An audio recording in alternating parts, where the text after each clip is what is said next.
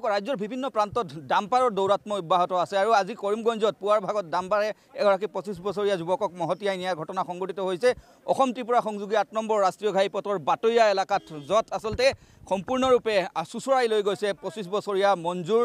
নামৰ এগৰাকী যুৱকক আৰু ইয়াৰ পিছৰ পৰিৱেশ এই মুহূৰ্তত আমি দেখুৱাম ইয়াৰ সমান্তৰালকৈ ক'ব খুজিম যে প্ৰায় 2 ঘণ্টা ধৰি অসম ত্ৰিপুৰা সংযোগী 8 নম্বৰ ৰাষ্ট্ৰীয় ঘাইপথ উত্তেজিত ৰাইজে অৱৰোধ কৰি ৰাখিছে এই মুহূৰ্তত আমি সামগ্ৰিক দৃশ্যাৱলী দেখুৱাবলৈ যত্ন চলাইছোঁ এখন ডাম্পাৰ এই মুহূৰ্তত যদি নিৰ্মলে দেখুৱায় এখন 16 চকীয়া এখন ডাম্পাৰ যিখন ডাম্পাৰত লিখা আছে অন NHIDCL ডিউটি আৰু এই ডাম্পাৰখনৰ নাম্বাৰ আমি এই মুহূৰ্তত দেখুৱাবলৈ যত্ন চলাইছোঁ TR01 T1762 এই যিখন ডাম্পাৰ এইখন ডাম্পাৰৰ মাজভাগৰ তলত আছে সেইগৰাকী যুৱকৰ মৃতদেহ এক প্ৰকাৰ চুচৰাই লৈ গৈছিল আৰু আমি দেখুৱাইছোঁ এইখন গ্লেমাৰ বাইক যিখন বাইকেৰে যুৱকগৰাকী গৈ আছিল আৰু গৈ থাকোঁতেই আচলতে এইখন ডাম্পাৰে এক প্ৰকাৰ মহতাই নিয়ে যুৱকগৰাকীক আমি এই মুহূৰ্তত গ্লেমাৰ বাইকৰ নম্বৰ দেখুৱাইছোঁ S10D8253 এই যি বাহন অৰ্থাৎ মটৰচাইকেল এইখন মটৰচাইকেলেৰে সেইগৰাকী যুৱক গৈ থাকোঁতে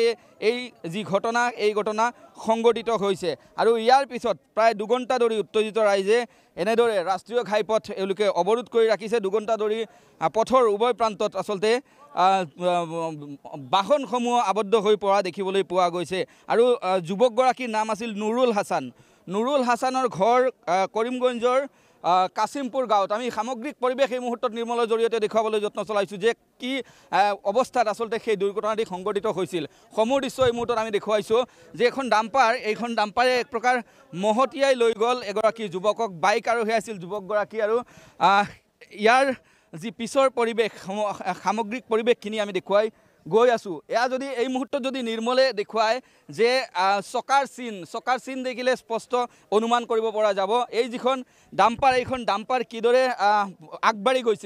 গৈছিল এই যি চিন আছে এই চিনসমূহ দেখিলে সহজে অনুমান কৰিব পৰা যায় আৰু এই যি ডাম্পাৰ এই ডাম্পাৰৰ তলত আচলতে সেই যুৱকগৰাকীৰ মৃতদেহ আছে আমি অসমবাদীটোৰ ৰূপত সেয়া দেখুৱাব নোৱাৰিম আমি ৰাইজৰ সৈতে কথা পাতিবলৈ যত্ন কৰিম উত্তেজিত ৰাইজে কিছু মুহূৰ্তৰ পূৰ্বেও যথেষ্ট উত্তেজনা এওঁলোকে সৃষ্টি কৰিছিল কি হৈছিল ইয়াতে ডাম্পাৰখন ইফালৰ পৰা আহি আছে বাইকখন আগফালে আছিলে পিছফালৰ পৰা ডাম্পাৰখনে খুন্দা মাৰি 30 মিটাৰ চুচৰাই আগফালে লৈ গ'ল এইটো দেখিছোঁ কেইটা বজাত ঘটনা 8টা 8:30 মাজত 8:20 মিনিটত হৈছে 8:20 মিনিটত যদি ঘটনা ঘটিছে এই মুহূৰ্তত 11 বাজিবৰ হৈছে বাজিও গৈছে 11 ইমান 34 মিনিটৰ পিছত পুলিচ আহিছে ইয়াত আৰু আমাৰ লীলাম বজাৰৰ অচি ছাৰ 2 ঘণ্টা 40 মিনিট পিছত আহিছে ইয়াৰ পৰা নীলাম বজাৰ আৰক্ষী থানা কিমান দূৰ 5-7 মিনিট লাগিব ইয়াৰ পৰা আহোঁতে বাৰিগ্ৰাম আউটপোষ্ট আছে ইয়াত পৰা 2 মিনিট লাগিব আহোঁতে ইয়াত পুলিচ কিমান সময় ধৰি আপুনি ক'ব বিচাৰিব যে ৰাষ্ট্ৰীয় ঘাইপথ অৱৰোধ অৱস্থাত আছে 8:30 পৰা অৱৰোধ আছে ৰাস্তাখন সব মানুহ ইয়াত আছে এক্সিডেণ্ট হৈছে ইয়াত সব গোটেই মানুহ আপুনি চাই লওক কিমান লম্বা লাইন আছে গাড়ীৰ সব গাড়ী ইয়াত থিয় হৈ আছে ইয়াত নিশ্চয়কৈ এয়া হৈছে ৰাইজৰ অভিযোগ আমি যদি চাৰিওফালৰ পৰিৱেশ আমি যদি এই মুহূৰ্তত নিৰ্মলৰ জৰিয়তে দেখুৱাবলৈ যত্ন চলাওঁ যে ৰাষ্ট্ৰীয় ঘাইপথ আচলতে কেইবা ঘণ্টা ধৰি অৱৰোধ অৱস্থাত আছে আৰু এই অৱৰোধ অৱস্থা থকাৰ একমাত্ৰ কাৰণ হৈছে এটা দুৰ্ঘটনা যি দুৰ্ঘটনা সংঘটিত কৰিছে এখন তীব্ৰবেগী ডাম্পাৰে আৰু ইয়াৰ ফলত এগৰাকী তেজাল যুৱকৰ মৃত্যু হৈছে সেই যুৱকগৰাকী আচলতে মেঘালয়ত ব্যৱসায় কৰিছিল মেঘালয়ত আৰু ঘৰত আহিছিল কিছুদিন পূৰ্বে ফুৰিবলৈ আৰু তেনে এক অবাঞ্ছিত ঘটনা সংঘটিত হৈ গ'লে সেই যুৱকৰ সৈতে মই পুনৰ উল্লেখ কৰিম পাৰ্থ ডাম্পাৰৰ দৌৰাত্ম চাৰিওফালে অব্যাহত আছে দ্ৰুতবেগী ডাম্পাৰে আচলতে যিকোনো সময়ত যিকোনো মুহূৰ্তত ৰাইজক এনেদৰে হাৰাশাস্তি কৰে মহতাই নিয়ে গোটেই পৰিৱেশ এই মুহূৰ্তত আমি নিৰ্মলৰ জৰিয়তে দেখুৱাবলৈ যত্ন চলাইছোঁ